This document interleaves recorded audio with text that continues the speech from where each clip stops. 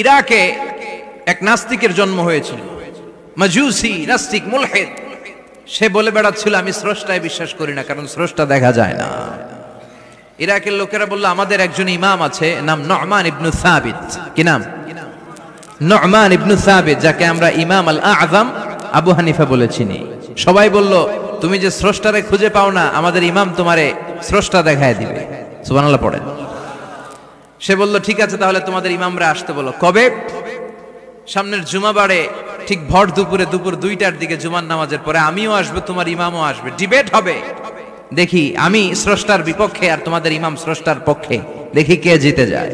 এই ডিবেট দেখার জন্য হাজার হাজার মানুষ এসেছে ইরাকের কুফা নগরীতে, হাজার হাজার মানুষ এসেছে। ওই নাস্তিকও এসেছে যে আল্লাহকে বিশ্বাস করে না, স্রষ্টাকে বিশ্বাস করে, সবাই এসেছে। আসে নাই শুধু ইমাম আবু হানিফা। নাস্তিক কয় তগো ইমাম ডরাইছে। কি বলে? তোদের ইমাম ভয় পেয়েছে। উনি এসেছেন 1.5-2 ঘন্টা দেরি করে। 1.5 ঘন্টা দেরি করে যখন উনি আসলেন, নাস্তিক বলে আপনার সাথে কোনো কথা নাই, আপনার তো সময়ের জ্ঞানই নাই, আপনার সাথে কিসের আলাপ? ইমাম আবু হানিফা বললেন আইন্দি ওযর, আমার ওযর আছে। কি ওযর? তিনি বললেন আমি যখন ঘর থেকে বেরোই আমার বাড়ির সামনে বিশাল এক নদী পড়ে যায়, আর এই নদী পেরোতে আমার নৌকা ব্যবহার করতে হয়। আজকে এসে দেখি নৌকাও নাই, মাঝিও নাই, কিচ্ছু নাই। কিভাবে পার হবো? হঠাৎ দেখলাম নদীর পাশে বিশাল বড় গাছ, গাছটা হঠাৎ এমনি এমনি 2 টুকরা হয়ে গেল।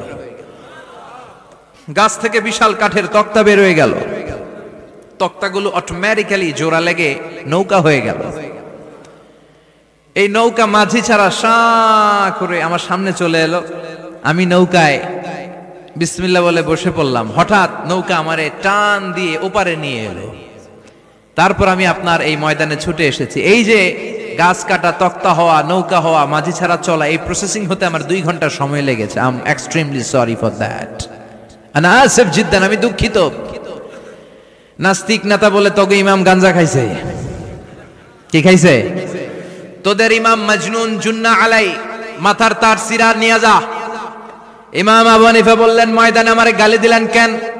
পাগল বললেন কেন? তার সিরা বলে ডাকলেন কেন? মাজনুন শব্দ ব্যবহার করলেন কেন? মার্জিত ভাষা ব্যবহার করতে শিখেন। নাস্তিক বলে কেমন কথা আপনি বলেন? শিক্ষিত মানুষ, দার্শনিক মানুষ, জ্ঞানী মানুষ, ইমাম মানুষ, কোন মানুষ ছাড়া, করাত ছাড়া বিশাল বড় বড় গাছ কাটা যায় নাকি?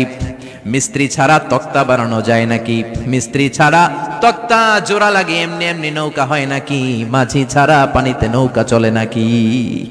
ইমাম আবু হানিফা বললেন now you're on the right track. এই তো লাইনে আসছেন আপনি। এই লাইনে আনার জন্যই তো এত গল্প, লাইনে আনার জন্যই তো এত স্টোরি আমি মেক করলাম।